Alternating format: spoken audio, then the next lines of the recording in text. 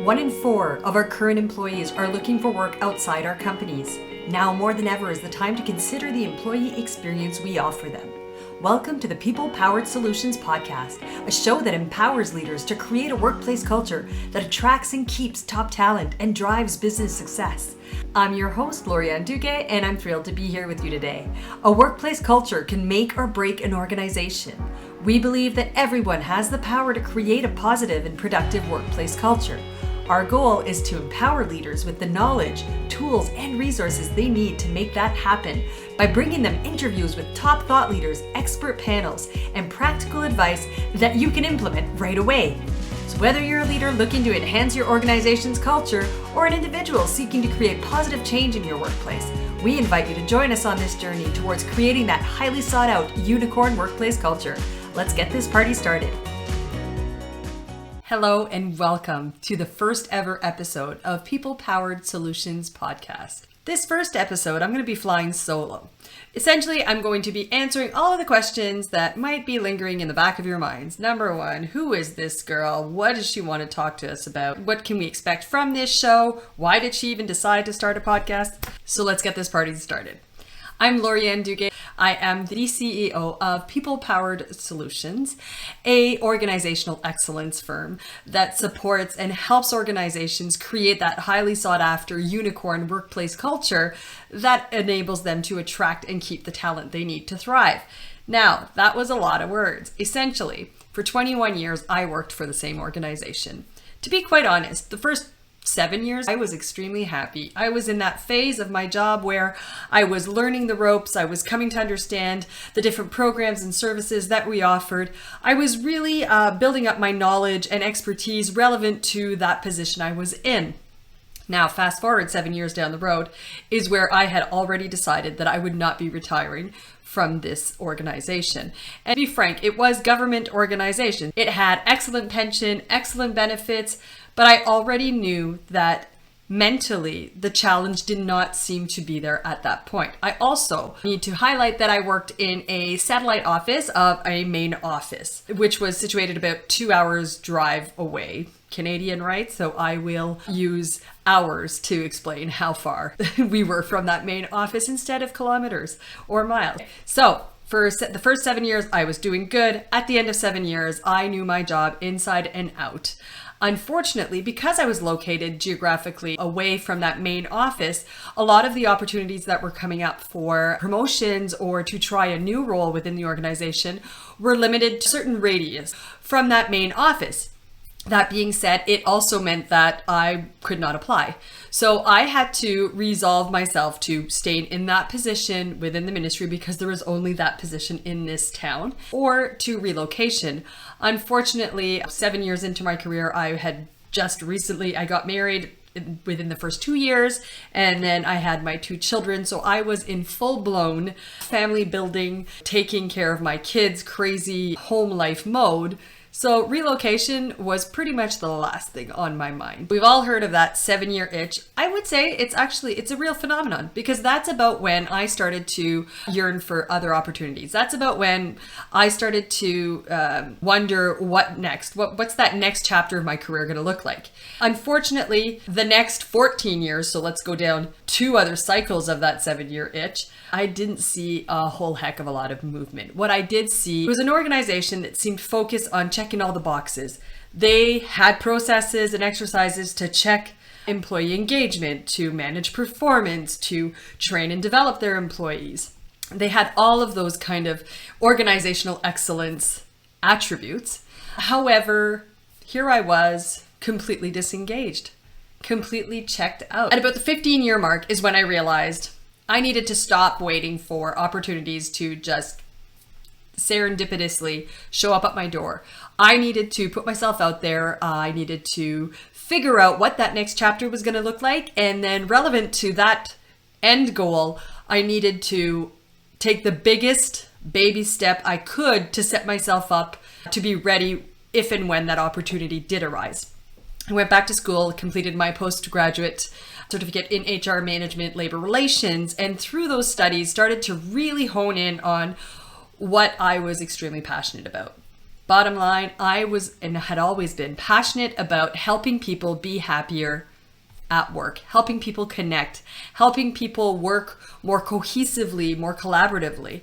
On the flip side of that, the nature of my job for the past 15 years had also provided me with a very structured way of thinking, this framework driven, we need to standardize and build the pieces and the bones, if you will, required to support growth and development. Once I was done my postgrad, I started to take consulting clients on the side that I would help figure out, identify, kind of map out where they're at currently, identify some quick wins, some low-hanging fruit, if you will, to improve their employee experience, as well as develop a plan to mitigate some of the ongoing challenges relevant to the management of their people that they've been contending with for a number of years now. Little did I know the demand would be so great.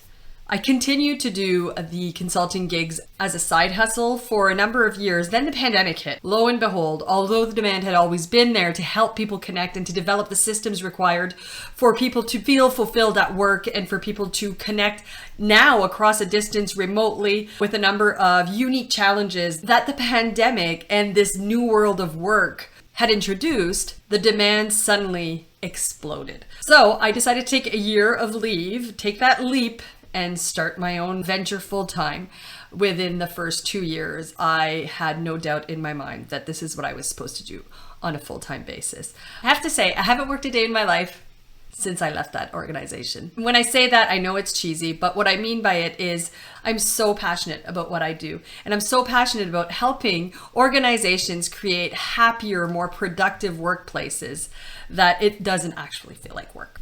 I have to say, I'm extremely grateful for the 21 years I did spend at that organization. Why? Because it not only provided me with some excellent experience, know-how, expertise, lessons learned, but also when you think about, I was that employee. I was completely checked out. I couldn't see. It was like that when you're a teenager and you decide you want to break up with someone and all you could see is the fault. In the later years of my career, I was blessed to have these amazing developmental opportunities. But unfortunately, it was too little too late. I had already checked out. That door had closed. And the resentment that I'd accumulated over the first 17 years of my career was far too great to do anything but leave the organization. That experience is what has fueled me to help companies do better for their employees. That experience has fueled my passion to help create happier, more productive organizations for others, but also in my soon to be published book, to provide them with an actual methodology of how to do so. So why did I start this podcast? So that we can provide on a weekly basis some very specific tips, tricks, lessons learned, bring in a panel of experts to share additional insight, information, expertise, to provide the tools to organization and the information for companies to start improving their workplace culture. I wanted to broaden my scope, bottom line. I wanted to broaden the audience of my message so that ultimately we can broaden our impact. I want to help organizations create that highly sought after unicorn, if you will, workplace experience. I want to help companies and organizations set the gold standard for what employees can expect and should expect from their workplace culture. I've mentioned my book already. Just want to provide a bit more information relevant to that. I decided to write a book because everywhere I looked, we could find a number of articles and literature and research on what motivates someone at work. And when I say what motivates, it's not just what motivates them to show up and not actually call in sick, but to show up and not just occupy space. What motivates someone to that level of high performance, and how do you provide for those motivational needs? I could find information everywhere, figured out really quickly over my 21-year career what motivates people at work, and through my education, reinforced and validated a lot of those findings, and that's what the book's about. Now that we've provided you with insight into what are those 10 things that motivate a worker, and what can I now do about it? Now that I understand things like clarity, communication, recognition, work-life balance, good leadership, now that I understand all of these concepts, what do I do about it? The book walks you through a step-by-step process to effectively transform your employee experience, to create that highly sought after workplace culture. We are at a unique place with this book in that it is in the final stages of editing and should be launching, I would say, ideally by the summer, realistically maybe by the early fall, but you're welcome to be part of that journey by subscribing and following us. Now, what can you expect from our podcast? Tips, tricks, valuable insight from experts about a variety of topics: conflict management, communication, relationship building at work, all those elements, those key features of a unicorn workplace culture. A secondary goal of my podcast is to help organizations realize that it's not just about the money. There are a lot of things you can be doing that don't cost a lot of money. There are so many quick wins, low-hanging fruit, business process improvement pieces that will cost you nothing to do, however, will increase the level of clarity, the level of communication that you transmit to your employees. That in and of itself will increase their level of engagement. They will feel like they're in the know. They will feel like they're set up for success. They will feel like you trust them to do the work you hired them to do. Make sure to tune in to get the very specific tips and tricks on all things workplace culture. I look forward to this journey with you all and can't wait to introduce our first guest next week.